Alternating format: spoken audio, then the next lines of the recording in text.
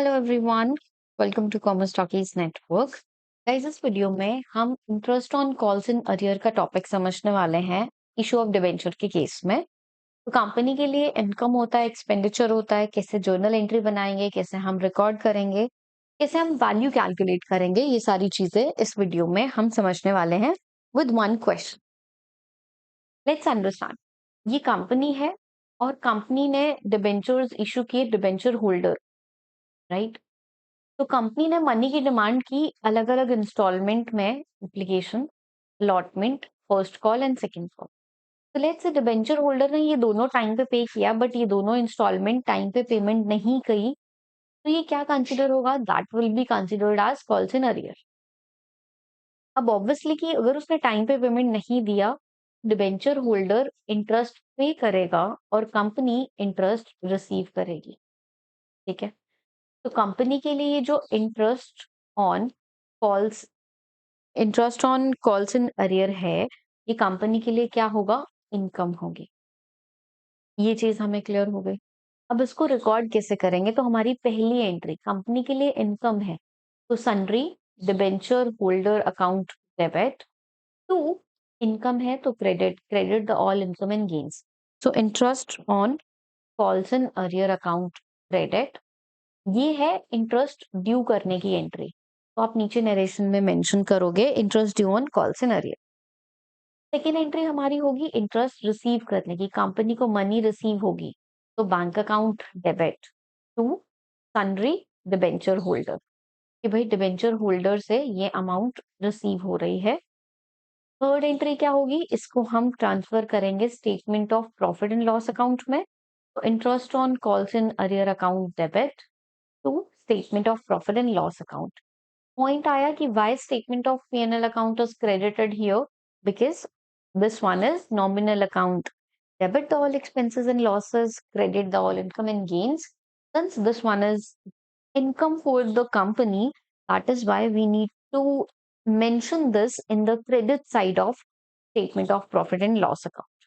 तो ये तीन एंट्री हमारी बनेगी और इस तरीके से पहले आप इंटरेस्ट ड्यू करोगे, आप इंटरेस्ट रिसीव करोगे, ये interest on calls in arrear है, ठीक है। देन फिर ये इंटरेस्ट आप statement of profit and loss account में ट्रांसफर करते हैं।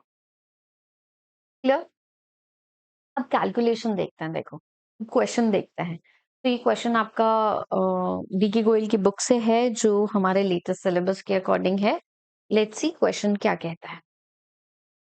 और as per the ISC board, तो ये चीज भी हमें ध्यान रखनी है specifically. So has Limited issued 1,000 debentures, 7% each, 7% of 100 each, redeemable after 3 years at a premium of 5%. तो देखो, अभी हमें just interest on calls in arrear की एंट्रीज पास करनी है, तो ये 5% प्रीमियम पे रिडीम होंगे, इसका अभी क्वेश्चन में कोई रिलेशन नहीं है। आगे जब हम रिडम्पशन का टॉपिक करेंगे, वहां पे मैं आप लोगों को डिटेल में एक्सप्लेन करूंगी कि इस प्रीमियम का करना क्या है हमें। Clear? 20 on application, 30 on allotment. First May. Why date is given? So that we can calculate interest according to the number of months. 30 on first call, which is due on 1st October. 20 on final call, which is due on 1st January. All the debentures were applied and allotted. Ali, to whom 20 debentures were allotted, paid the allotment money and the two calls. मतलब कि ये तीनों चीजें उसने 31st मार्च को पे करी। अब देखो, जो पैसे लाइक 30 अलॉटमेंट के, 20 उसके पास डिबेंचर्स, उसको 600 रुपीज पे करने थे और 1 मई को, बट उसने 31 मार्च को दिए। तो कितने मंथ्स हो गए? देखो, मई, जून, जुलाई, अगस्त, सितंबर, अक्टूबर, नवंबर, दिसंबर, जनवरी, फेब, मार्च। तो देखा जाए 11 मंथ्स हमारे हो जाएंगे। 11 months, this will be 11 by 12 into rate हमारे पास क्या है? 10%।